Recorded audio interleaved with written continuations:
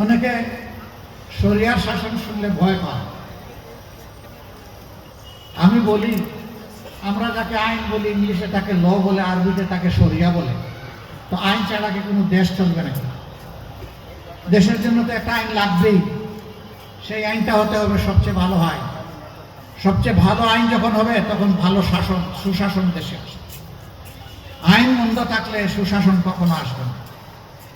এই পবিত্র রমজানের মাসে আমরা সরকারি দলের প্রতি আরেকটা আহ্বান জানাই, কমপক্ষে চাঁদাবাজিটা বন্ধ করে।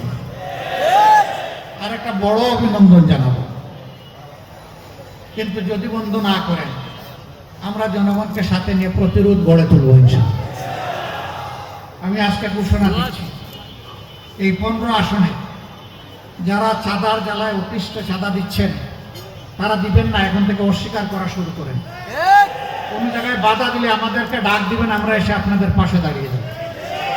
সবাই মিলে আমরা একসাথে ফাইট করবো ইনশাআল্লাহ। শুরু করতে হবে আপনাদের জায়গা থেকে। নীরবে দিয়ে যদি স্বীকার না করেন ভাই, আমরা তো কিছু করতে পারবো। প্রতিরোধ, প্রথমে প্রতিবাদ, তারপরে প্রতিরোধ ইনশাআল্লাহ। আমরা এইভাবেই চালিয়ে যাব। সম্মানিত বন্ধুগণ, আমি কথা দিয়েছিলাম যে আমরা নির্বাচিত হলে এখানে সবাই মিলে পরামর্শ করে এই আসনের সমস্যাগুলো ইনশাআল্লাহ আমরা দূর করব।